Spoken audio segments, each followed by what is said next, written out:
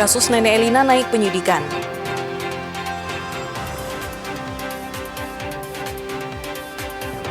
Nenek dikeroyok 5 tetangganya.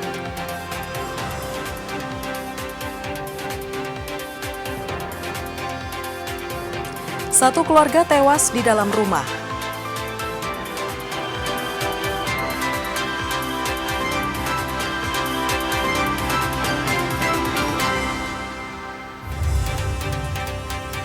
Halo saudara, apa kabar Anda hari ini? Kita berjumpa lagi dalam Kompas Pagi. Selain 3 informasi utama tadi, tim redaksi kami telah menyiapkan sejumlah informasi yang penting dan inspiratif lainnya. Bersama saya Vina Putri, inilah Kompas Pagi di Kompas TV, independen terpercaya.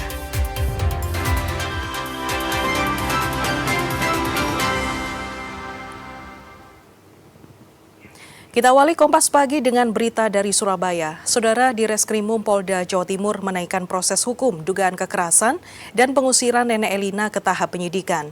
Polisi telah memeriksa 6 saksi dan menyita sebuah mobil pick-up yang digunakan mengangkut barang korban saat peristiwa terjadi pengusiran.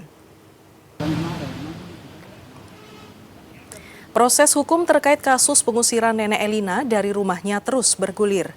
Di Reskrimum Polda Jawa Timur menaikkan status ke tahap penyidikan. Polisi juga telah memeriksa 6 saksi yang diantaranya Nenek Elina beserta 5 orang lain yang saat kejadian berada di rumah ataupun mengetahui peristiwa ini. Sementara itu, penyidik juga mengamankan sebuah mobil pick-up yang diduga digunakan sebagai sarana untuk mengangkut barang Nenek Elina saat terjadi pengusiran dari rumahnya di kawasan Dukuh Kubukan, Sambikerep, Surabaya bulan Agustus 2025 lalu.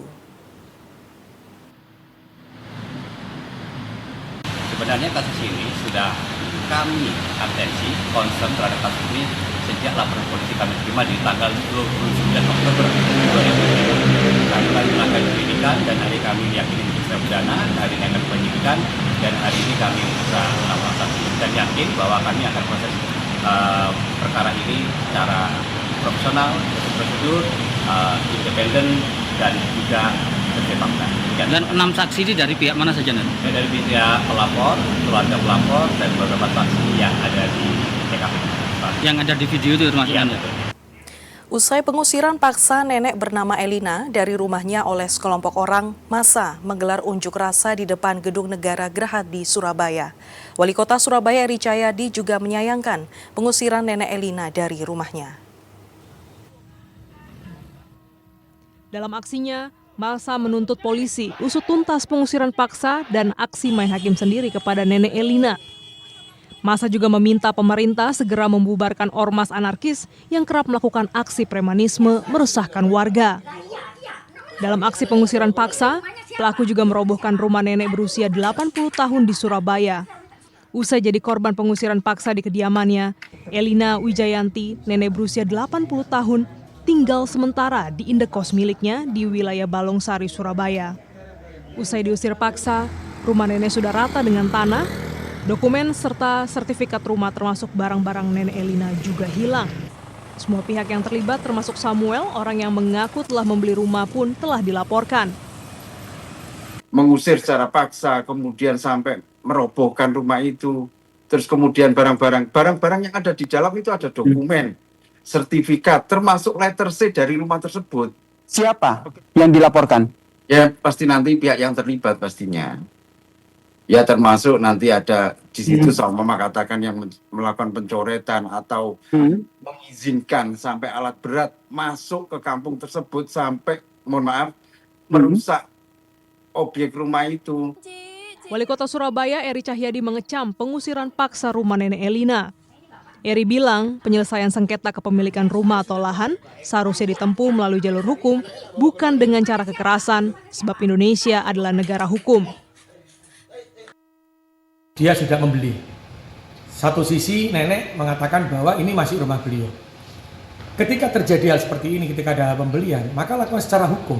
Apapun yang terjadi, apakah itu miliknya Pak Samuel pun, kalau Pak Samuel benar, maka tidak boleh melakukan kekerasan seperti itu.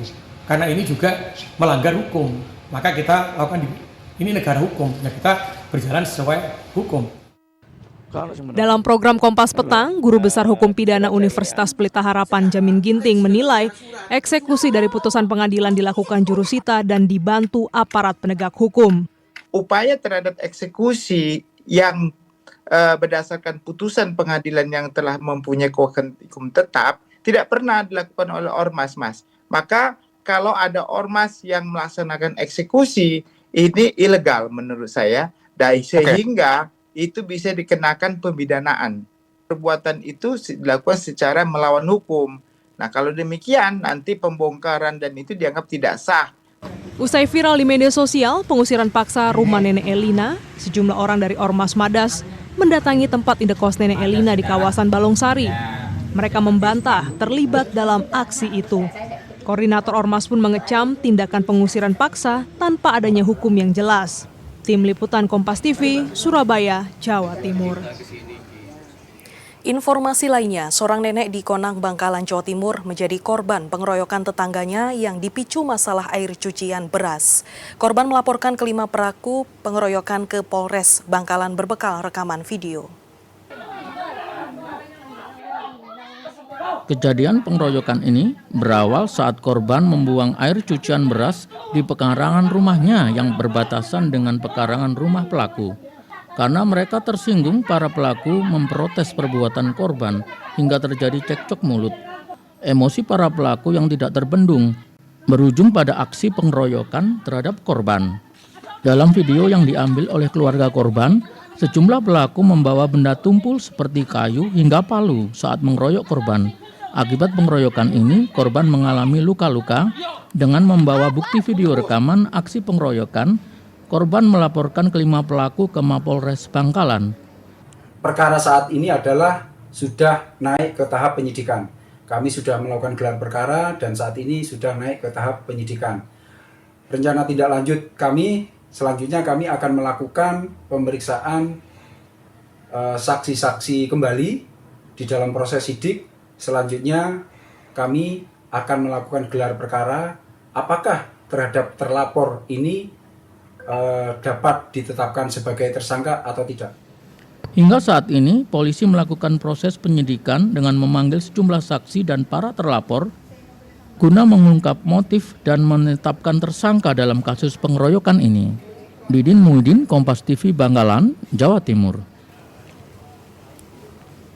Satu keluarga yang terdiri dari ayah, ibu, dan anak ditemukan tewas dengan luka sajam di rumahnya di Situbondo, Jawa Timur.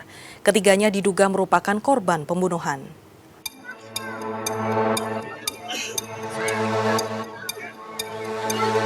Warga Desa Demung, Kecamatan Besuki, Situbondo, Jawa Timur, digegerkan dengan tewasnya 3 orang yang merupakan satu keluarga.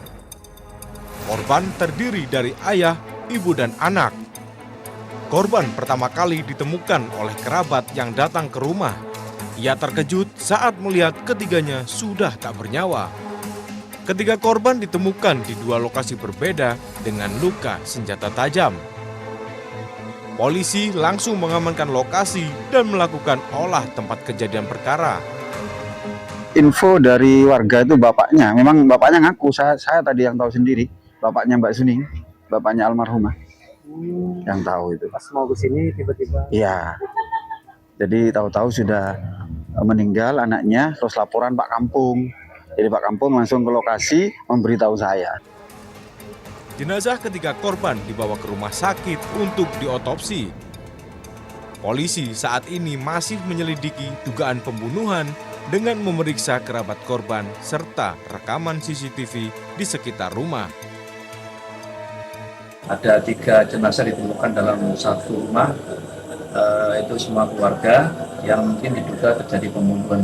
Kami tadi mengamankan beberapa item, antara lain ada mungkin pisau yang mungkin diduga sebagai alat, yang belum bisa memastikan.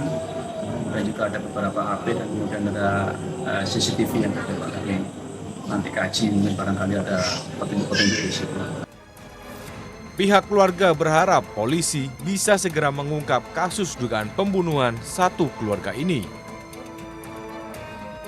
Rendra Farandika, Kompas TV, Situbondo, Jawa Timur. Seorang ayah di Jember, Jawa Timur tega menganiaya anak kandungnya hingga babak belur saat kondisi mabuk. Aksi kekerasan pelaku yang juga seorang residivis ini dipicu rasa kesal tak mendapatkan uang dari ibunya. Inilah suasana saat polisi hendak menangkap seorang pelaku penganiayaan terhadap anak kandungnya. Pelaku yang juga seorang residivis kasus pencabulan bernama Adit Almaturidi melawan dan berusaha kabur saat ditangkap. Pelaku dalam keadaan mabuk minuman keras ini nyaris dikeroyok warga. Polisi yang berada di lokasi selanjutnya membawa pelaku ke Mapolres Jember. Hasil pemeriksaan pelaku kesal kepada ibunya atau nenek korban karena tidak diberi uang untuk membayar hutang dan beli minuman keras. Pelaku meluapkan kekesalannya menganiaya anak kandungnya dengan menarik tangan korban yang digendong nenek dan memukul wajah korban hingga mengalami luka di bagian wajah dan bibirnya. Akibat perbuatannya, pelaku terancam hukuman kurang lebih 5 tahun penjara. Penganiayaan terhadap anak, alhamdulillah tim melakukan penyelidikan dan berhasil mengamankan pelaku. Saat ini sudah kita bawa ke Polres Jember untuk dilakukan pemeriksaan. Adapun hasil pemeriksaan sementara pelaku pada saat melakukan penganiayaan itu dalam pengaruh minuman keras. Pelaku sedang minum minuman keras dan pulang ke rumah untuk meminta uang kembali kepada neneknya. Perlu diketahui bahwa pelaku ini tinggal bersama neneknya dan juga anaknya dititipkan pada neneknya. Pada saat meminta uang, pelaku tidak diberikan uang oleh neneknya, merasa kesal, menarik anaknya dan mengakibatkan anaknya terluka. Karena saya minta uang, Pak, nggak dikasih. Terus saya pengaruh minuman bernama alkohol, oplosan. Itu ditarik atau gimana anaknya? Ditarik, Pak. Yang terluka mana? Bagian apa? Mulut. Buat apa uangnya?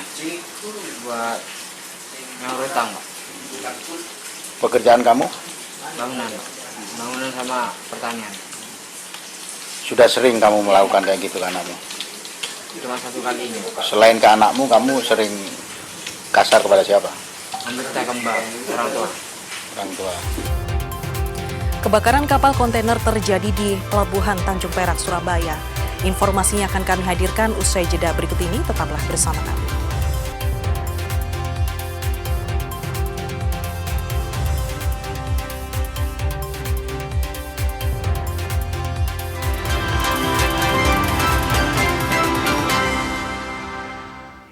Saudara, sebuah kapal kontainer terbakar di Pelabuhan Tanjung Perak, Surabaya hingga ruang mesin dan ruang penyimpanan bahan bakar minyak kapal ludes terbakar. Belasan petugas pemadam kebakaran, damkar diterjunkan untuk menjinakkan si jago merah selama 4 jam. Inilah video amatir kebakaran hebat terjadi di kapal kontainer Verizon Surabaya yang bersandar di Jalan Prapat Kurung Utara, kawasan Pelabuhan Tanjung Perak, Surabaya. Api membesar dari dalam kapal disertai asap hitam tebal yang membumbung tinggi. Petugas damkar dan penyelamatan kota Surabaya mengerahkan 16 unit armada dan 5 unit tim rescue ke lokasi. Petugas damkar melakukan pembasahan dari darat dan dibantu tugboat yang melakukan pembasahan dari laut. Api sulit dikendalikan karena titik kebakaran berada di ruang mesin dan ruang penyimpanan BBM. Hingga saat ini penyebab kebakaran dalam penyelidikan dan tidak ada korban jiwa dalam kejadian ini.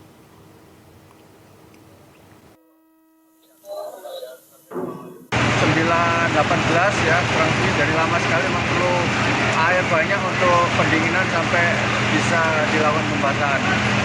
Untuk unit kurang lebih ada 16 unit ya dari damkar, kemudian 3 unit dari Pelindo. Sekarang sudah kondusif, sudah dingin dan bisa dilakukan pengecekan, penyisiran oleh pihak Kementerian Perhubungan ya untuk kronologis penyebab dan lain-lain. Informasi lainnya, libur Natal dan Tahun Baru yang bertepatan dengan libur sekolah membuat warga mencari alternatif lokasi liburan keluarga. Di Malang, Jawa Timur, sebuah waterpark menjadi pilihan untuk mengisi liburan bersama keluarga.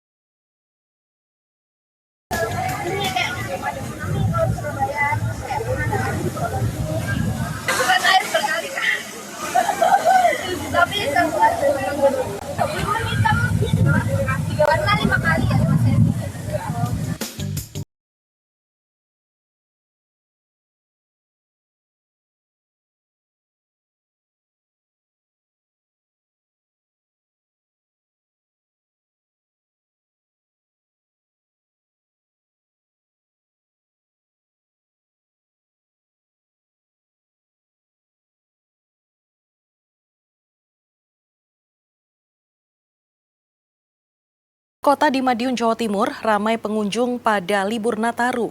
Taman Hutan Kota dengan beragam wahana dan permainan anak ini menjadi alternatif wisata gratis bagi warga Kota Madiun dan sekitarnya mengisi liburan bersama keluarga.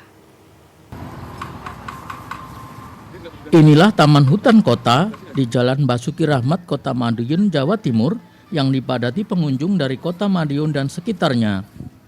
Mereka menikmati suasana sejuk dan asri Taman Hutan Kota sambil mengajak berekreasi keluarga dan putra-putrinya sambil belajar di alam terbuka. Beragam wahana menarik tersedia gratis di tempat ini, mulai dari kolam renang anak, area bermain, kandang kelinci, hingga edukasi memberi pakan ikan nila dan ikan koi. Karena di sini tempatnya sejuk, terus gratis juga. Nggak ada parkir, nggak ada tiket masuk, jadi lebih bisa hemat. Ini udah pernah mengisi liburan ya? Apa? Mengisi liburan? Iya, mengisi liburannya di sini. Penjaga Taman Hutan Kota Madiun mengatakan, sejak awal libur sekolah, pengunjung yang datang meningkat secara drastis dibanding hari biasa. Pada hari biasa, tingkat kunjungan hanya 50 sampai dengan 150 pengunjung per hari. Pada libur Nataru ini, bisa menembus 1.000 pengunjung dalam satu hari. Dari sejumlah wahana yang paling favorit bagi anak-anak adalah tempat bermain dan kolam renang. Taman Hutan Kota dibuka mulai pukul 6 pagi sampai 9 malam. Paling 50 sampai 150 orang hari Senin sampai Jumat itu. Akhir pekan akhir pekan sampai berapa? Ini paling 1.000-an lah. Iya. Kalau bukanya mulai jam berapa sampai jam berapa? Jam 6 sampai jam 9 malam. Nah ini kalau pengunjung ini biasanya dari dalam kota atau dari luar kota atau di dalam sama luar kota. Pada libur Natal dan Tahun Baru ini, pengunjung tidak hanya datang dari Kota Madiun saja, tetapi juga datang dari wilayah sekitar seperti Magetan, Ngawi, dan Blitar. Imam Iswanto, Kompas TV Madiun, Jawa Timur. Libur Natal dan Tahun Baru KAI Komuter Wilayah 8 Surabaya mengajak 65 anak belajar mengenal kereta dan berkeliling menggunakan kereta komuter. Kegiatan ini sebagai edukasi KAI Komuter kepada anak-anak tentang perkereta apian sekaligus melatih tumbuh kembang anak. Sebanyak 65 anak dengan status stunting dan prastunting dari 8 sekolah PAUD di Kecamatan Tambak Sari, Surabaya mengikuti edu trip yang digelar KAI Komuter Wilayah 8 Surabaya. Kegiatan ini digelar di Stasiun Surabaya Gubeng bertujuan mengenalkan transportasi publik terutama kereta komuter. Anak-anak diajak berkeliling menggunakan kereta komuter dan diajarkan mengantre dan menjaga kebersihan. Ini anak-anak stunting dan prastunting ya, jadi mereka sebenarnya kalau anak stunting itu hanya dari segi kesehatan yang diperhatikan, tetapi bagaimana motorik mereka. Salah satunya ini kita ajarkan mereka untuk antri, kita ajarkan mereka untuk hati-hati, kita ajarkan mereka tentang alat transportasi, dan kita ajarkan mereka untuk menjaga kebersihan. Nanti di kereta ada kasih makan, tidak boleh membuang sembarangan. Nah ini juga ada manfaatnya ketika mereka di kereta api, ada bonding yang terjadi antara orang tua dan anak-anak. Bagi KAI Komuter, kegiatan ini mengajarkan anak dan orang tua soal perkereta apian, terutama terkait bahaya perlintasan kereta api dan larangan kegiatan yang bisa mengganggu perjalanan kereta api. Ini salah satu wujud memberikan edukasi pada usia dini agar mereka juga ketika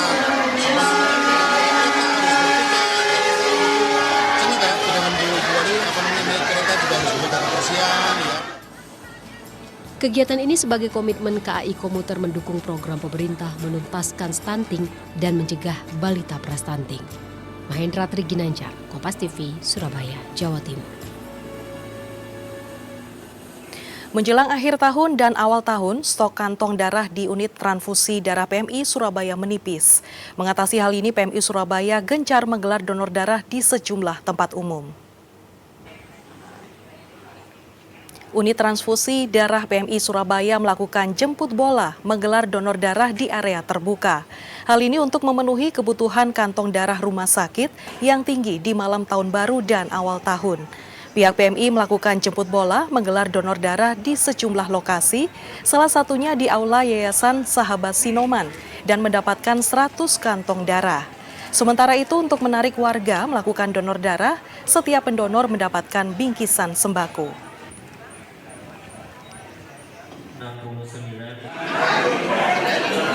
Kegiatan donor darah ini saya sebagai penggerak donor darah sukarela, di mana untuk akhir tahun 2025 kita selalu menggiatkan para pendonor untuk bisa membantu mencukupi kebutuhan darah yang di PMI saat ini sedang-sedang saja, tapi kita harus mempersiapkan ada penutupan tahun baru atau tahun baru yang dimana rumah sakit selalu membutuhkan kebutuhan itu. Jadi kita mempersiapkan hari ini bisa mencukupi kebutuhan itu. Menggerakkan tiap 2 bulan sekali. 2 bulan sekali ya. Untuk pendonor ini warga sekitar harus seperti apa, Pak? Warga sekitar antusias sekali, Pak. Mudik sekali kita untuk mengadakan donor darah. Apa? Selain mereka donor dapat apa, Pak? Apa bingkisan atau seperti apa, Pak? Kita sediakan bingkisan, Pak. Seperti gula, beras, minyak, dan susu, Pak. Susu ya? Bapak sendiri juga donor tadi? Ya, kita juga donor, Pak.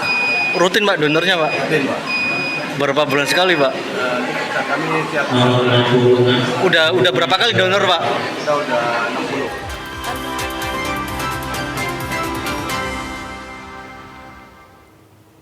Saudara, seorang nenek di Konang, Bangkalan, Jawa Timur menjadi korban pengeroyokan tetangganya yang dipicu masalah air cucian beras. Korban melaporkan kelima pelaku pengeroyokan ke Polres Bangkalan berbekal rekaman video. Kejadian pengeroyokan ini berawal saat korban membuang air cucian beras di pekarangan rumahnya yang berbatasan dengan pekarangan rumah pelaku.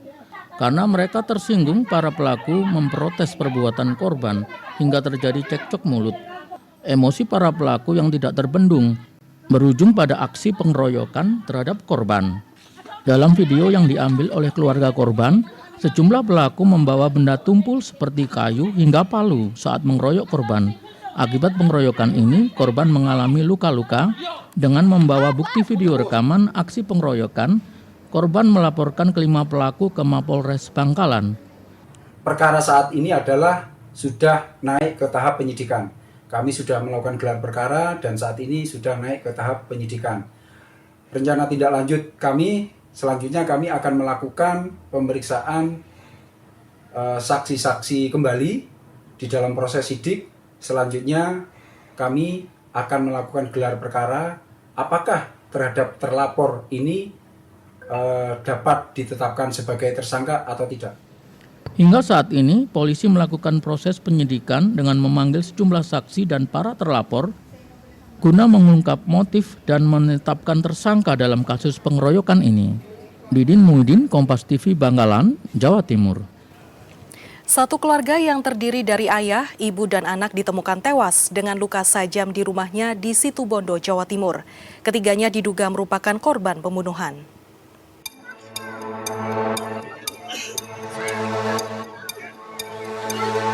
Warga Desa Demung, Kecamatan Besuki, Situbondo, Jawa Timur digegerkan dengan tewasnya 3 orang yang merupakan satu keluarga. Korban terdiri dari ayah, ibu, dan anak. Korban pertama kali ditemukan oleh kerabat yang datang ke rumah. Ia terkejut saat melihat ketiganya sudah tak bernyawa.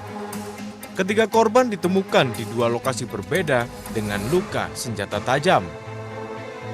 Polisi langsung mengamankan lokasi dan melakukan olah tempat kejadian perkara. Info dari warga itu bapaknya, memang bapaknya ngaku, saya tadi yang tahu sendiri, bapaknya Mbak Suning, bapaknya almarhumah. Yang tahu itu. Pas mau ke sini tiba-tiba. Iya. Jadi tahu-tahu sudah meninggal anaknya, terus laporan Pak Kampung. Jadi Pak Kampung langsung ke lokasi memberitahu saya.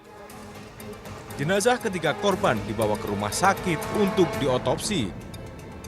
Polisi saat ini masih menyelidiki dugaan pembunuhan dengan memeriksa kerabat korban serta rekaman CCTV di sekitar rumah. Ada 3 jenazah ditemukan dalam satu rumah, itu semua keluarga yang mungkin diduga terjadi pembunuhan. Kami tadi mengamankan beberapa item, antara lain ada mungkin pisau yang mungkin diduga sebagai alat, yang belum bisa memastikan. kemudian juga ada beberapa HP dan kemudian ada CCTV yang coba kami nanti kaji, mungkin barangkali ada petunjuk-petunjuk di situ. Pihak keluarga berharap polisi bisa segera mengungkap kasus dugaan pembunuhan satu keluarga ini. Rendra Farandika, Kompas TV, Situbondo, Jawa Timur. Libur Natal dan Tahun Baru yang bertepatan dengan libur sekolah membuat warga mencari alternatif lokasi liburan keluarga. Di Malang, Jawa Timur, sebuah waterpark menjadi pilihan untuk mengisi liburan bersama.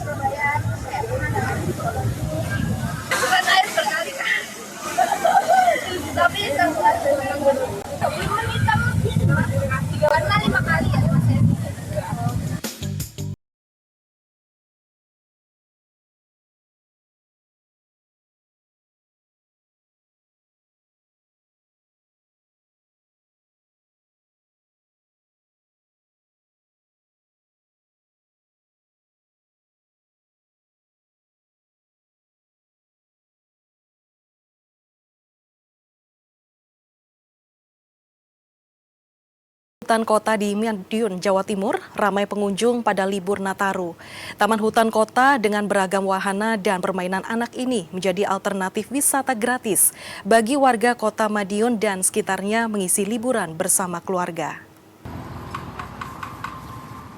Inilah Taman Hutan Kota di Jalan Basuki Rahmat, Kota Madiun, Jawa Timur yang dipadati pengunjung dari Kota Madiun dan sekitarnya. Mereka menikmati suasana sejuk dan asri Taman Hutan Kota sambil mengajak berekreasi keluarga dan putra-putrinya sambil belajar di alam terbuka. Beragam wahana menarik tersedia gratis di tempat ini, mulai dari kolam renang anak, area bermain, kandang kelinci, hingga edukasi memberi pakan ikan nila dan ikan koi. Karena di sini tempatnya sejuk, terus gratis juga. Nggak ada parkir, nggak ada tiket masuk, jadi lebih bisa hemat. Ini udah apakah mengisi liburan juga? Apa? Mengisi liburan juga? Iya, mengisi liburannya di sini. Penjaga Taman Hutan Kota Madiun mengatakan, sejak awal libur sekolah, pengunjung yang datang meningkat secara drastis dibanding hari biasa. Pada hari biasa, tingkat kunjungan hanya 50 sampai dengan 150 pengunjung per hari. Pada libur Nataru ini, bisa menembus 1.000 pengunjung dalam satu hari. Dari sejumlah wahana yang paling favorit bagi anak-anak adalah tempat bermain dan kolam renang. Taman Hutan Kota dibuka mulai pukul 6 pagi sampai 9 malam. Paling 50 sampai 150 orang hari Senin sampai Jumat itu. Akhir pekan Kak? Akhir pekan ini paling 1.000-an lah. Iya. Kalau bukanya mulai jam berapa sampai jam berapa? Jam 6 sampai jam 9 malam. Nah ini kalau pengunjung ini biasanya dari dalam kota atau dari luar kota atau di dalam sama luar kota. Pada libur Natal dan Tahun Baru ini, pengunjung tidak hanya datang dari Kota Madiun saja, tetapi juga datang dari wilayah sekitar seperti Magetan, Ngawi, dan Blitar. Imam Iswanto, Kompas TV Madiun, Jawa Timur. Kuliner es kacang hijau legendaris akan hadir sesaat lagi, tetaplah di Kompas Pagi.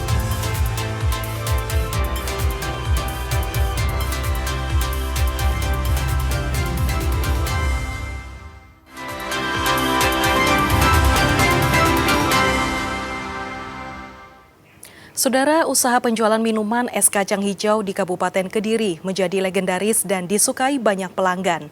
Pembuatan es kacang hijau yang dirintis sejak tahun 1980 ini dicampur dengan tape ketan hitam sehingga memiliki kelezatan dan kesegaran berbeda untuk menghilangkan rasa dahaga.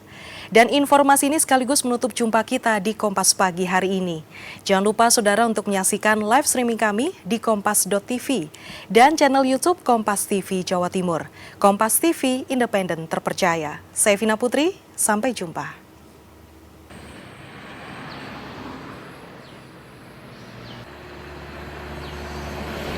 Sekilas nampak seperti biasa, kedai es kacang hijau yang ada di Kecamatan Kandat, Kabupaten Kediri ini. Namun siapa sangka, es kacang hijau di sini cukup terbilang legendaris karena berdiri sejak tahun 1980. Menurut penjual, awalnya usaha itu dirintis oleh neneknya. Lalu saat ini, usaha tersebut dilanjutkan oleh Indah Wijayanti.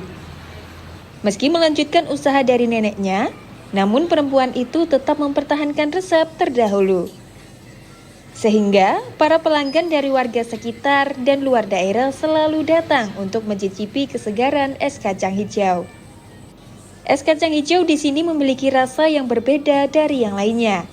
Di tempat ini, sang pemilik menyajikan es kacang hijau yang berisi campuran susu, santan, dan tape ketan hitam. Sehingga es kacang hijau memiliki kesegaran tersendiri saat dinikmati saat cuaca panas. Meski sederhana, namun mampu menarik para pencinta kuliner dari berbagai daerah besar. Dalam satu harinya, sang pemilik mampu menjual hingga 200 porsi es kacang hijau. Itu dulu banyak nenek sama kakek saya. Dulu jualannya di sebelah situ, depan seberang. Terus 2013 atau 2014-an baru pindah ke depan rumah sini. Tahun berapa? Tahunnya berapa ya? 80-an mungkin. Iya. 80-an ya.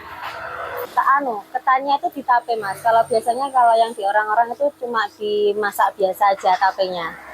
Sementara itu, salah satu pengunjung asal Pasuruan mengaku sudah menjadi langganan sejak kecil saat masih di kampung halamannya. Es kacang hijau yang dipadukan tape ketan hitam memiliki rasa yang segar, sehingga cocok dinikmati saat cuaca panas. Kalau tempat ini sudah menjadi ini yang mulai kecil dulu waktu masih ada di kampung ya. Kalau keliling habis dari mana mesti mampir ke sini. Iya. Sama nostalgia. Iya betul. Tadi mulai dari Kandat mana tadi? Gimbun. Kita ke arah utara itu udah nyari-nyari karena udah lumayan lama. Yang pertama mungkin esnya ya. Kalau esnya kan kemungkinan ini teksturnya karena dikepruk jadi beda dengan yang lain. Yang kedua rasa tape ketannya yang khas. Es kacang hijau legendaris itu buka mulai pukul 10 pagi hingga 4 sore. Sedangkan harganya cukup terjangkau yakni hanya 5.000 saja per porsinya. Tim Liputan, Kompas TV, Kediri, Jawa Timur.